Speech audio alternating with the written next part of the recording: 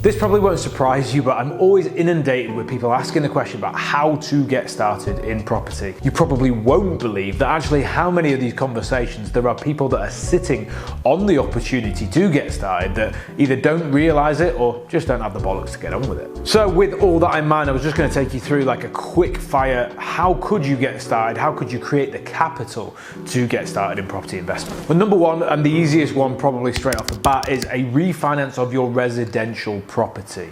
It is something that so many people, I'm 40 years old, and by this period of time, there's so many people that have got this opportunity and they're staring it right down the lens, but they just can't bring themselves to do it.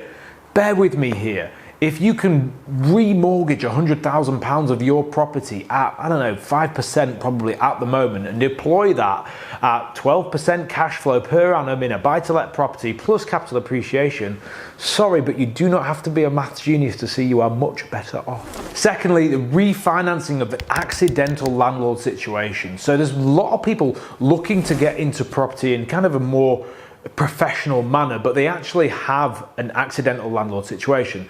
That could happen from a couple getting together. We both had sort of separate properties, now we live in this one, but yeah, we do rent that one out now. Okay, well, how long have you had it? 10 years. What's the refinance scenario? What's a refinance? Again, you might be able to pull out money from that without selling the asset, which is an option. Refinance that asset and take that lending into a corporate and go and build a portfolio that way. Number three, now staying on that similar theme, there's equity release and the securing of assets against, or securing of a deal against an asset. So just as an example here, I think it was a third HMO I ever did. I can't actually believe I did this, but I secured the purchase of the property against my mum and dad's unencumbered house. Now, bless my mum and dad, teachers, worked really hard their whole lives, kind of old school, retired early, got the pension, no mortgage, that's them set up. They're completely in that band, that way of thinking, that generation. But they actually let me, God knows how, secure this deal against their resi, so I didn't have to put any money down on the purchase. 100% purchased against a residential property. It can be done. You know, you just got to think outside the box. Okay, number four, just like a pot of money. Why could you or would you come into a pot of money? Well, first and foremost, inheritance, okay?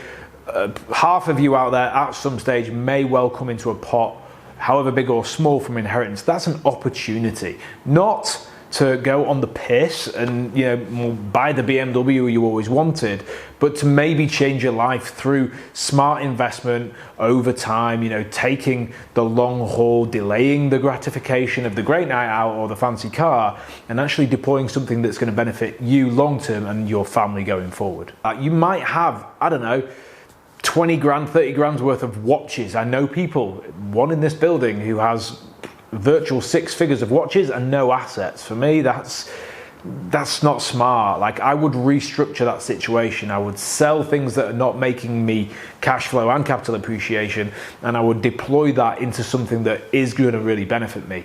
So there may be, you know, it could be a liability. Maybe you want to go from driving the BMW to driving, I don't know, whatever it needs to be, a bloody moped, if you can free up £30,000 in the process and actually start this journey.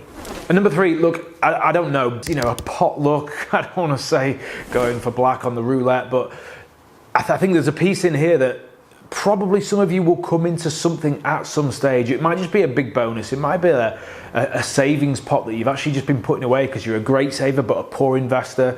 It might be, I don't know, a little bit of a windfall at some stage, but those are opportunities for life-changing investments, not just feeling a little bit more secure because we've whittled another 10 grand into the bank and it sits there and makes us feel good but doesn't change our lives. And lastly, I suppose this is just more of a mindset piece again. It's like, look at your earning potential, whether it's, you know, a second job, whether it's a side hustle, or even it's like coming to your employer and asking for more money. Like, it's a good thing. Go and get your value in the marketplace, then cap the cost of living. Don't spend what you earn, because that situation never changes. It doesn't matter if you're making 100 grand a year or 10 grand a year. If you spend it all, you ain't investing. So cap the cost of living early, going out and deploy value in the marketplace, build up that surplus and invest it over time.